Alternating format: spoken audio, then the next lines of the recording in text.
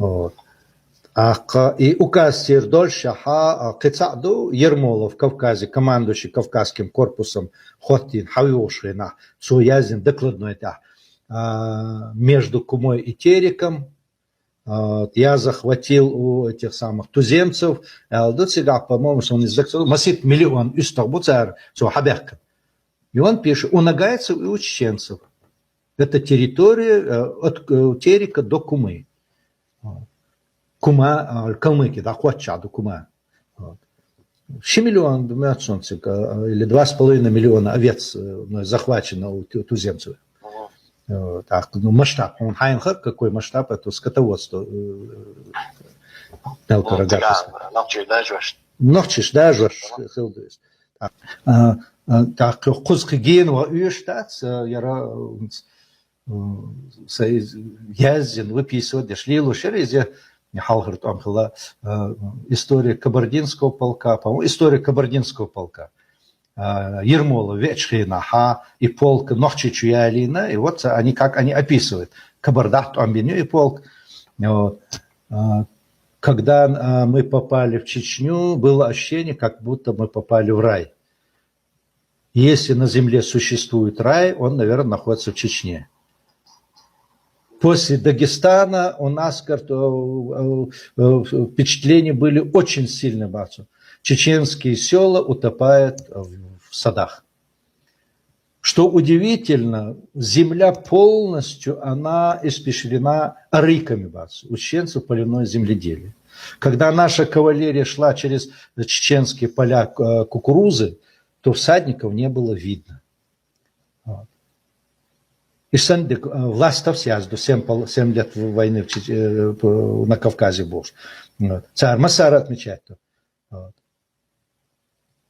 Домов не было видно. Все вокруг были сады. Мы с удивлением узнали, что чеченцы занимаются культурным садоводством. Здесь мы впервые, офицер, мы впервые увидели, на одном дереве висят яблоки и груши. Привыкнешь. Черешни были очень крупные.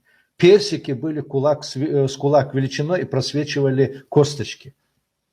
Мы набивали фруктами свои рюкзаки, то есть ранцы.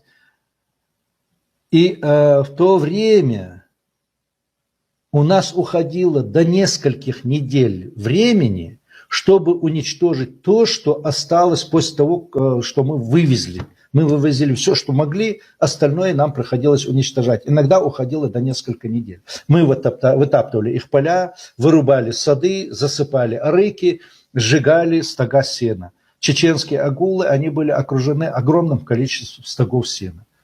Цан офицеру язду. Удивительно, Васу, чеченцы имели запасы продовольствия и кормов для скота на 3 урожайных года подряд. У них голода не бывало. И мы это все уничтожали. И Ермолов связью надо тактику выжженной земли. Когда мы полностью все это уничтожим, чеченцы, когда они будут видеть, что их дети, жены умирают с голода, вот тогда их пыл, говорит, уменьшится. И тогда они, говорит, сдадутся на милость победителю. Откровенный массоязищу. Бирже Шоушера, штабе Кавказского корпуса, Шоушера. Вот. Бирже Шязин, книги там. В Чечне, в равнинной Чечне, не было аула, который сжигался меньше 2 раз, бахцу. Меньше 2 раз. Поэтому чеченцы не отстраивали дома. Они старались построить такой навес, который не жалко было бросить. И вот идет спекуляция. Хозяйство и чеченцев, и берут материалы 1850-х годов, когда идет уже 20 лет война, все сжигается. Вот чеченцы, дома были вот такие, там заброшенные, поля были небольшие. Если вы хотите сравнить, возьмите дома, которые были до 1820-х годов. Возьми Клингер, 2,5 года в плену у чеченцев. Кстати, 1840-е годы. И он там рисует дом этого чеченца, у которого он находится в плену. Ну и сравни этот двор и подворье, который он нарисовал. И по его словам, он не самый богатый чеченец. Сравни отношение к пленным. Его не связывают, его, как Толстой, он кандалы не одевает, и в яму не бросает. Он спокойно ходит по селу. Вот. Он говорит, я знаю, что сбежать невозможно, сразу догонь, потому что местности я не знаю. Я был волен ходить везде. Кстати, он записывал там музыку, у него музыкальная есть записано. Из-за Аму, я помню, приезжала, это была министр культуры Халварх Татаева, Цунья Светлан Бош, пианисткер в Ленинграде, да, на мечкер, Цунья, йох из-за респа дöstre Ворлчера, ермет сон музей чуенер, иштига архив шкашуц, клингер, нотный запись шубар, я бы хотела эти нотные записи, говорит, опубликовать с чеченской мелодией, музыкой. Я переписываю, дальше Балберцо, музей.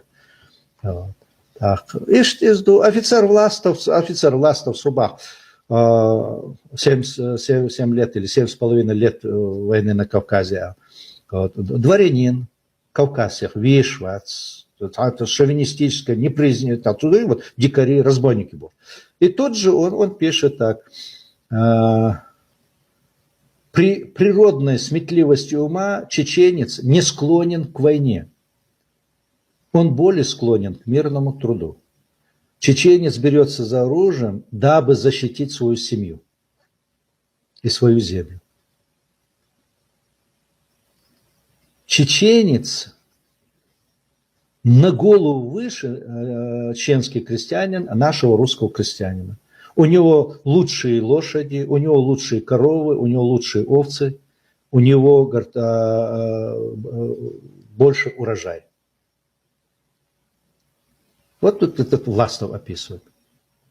Чеченцы не прониклись фанатизмом вполне, бабцу. Меридизмом они не прониклись, а? Власть того, я здесь говорю, вот они звери, это самые опасные хищники. Вот. Мир не видел таких хищников. Платон Зубов, Семен Броневский. Это удивительные хищники, бах.